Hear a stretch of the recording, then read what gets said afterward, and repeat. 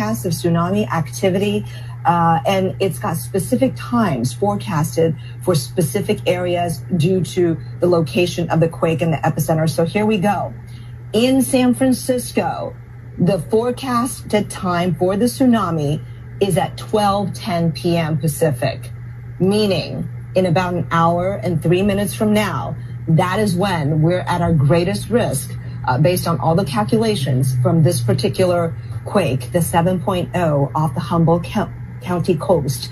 And then Crescent City, much closer, of course, is 11:20 p.m. That's the tsunami forecast time.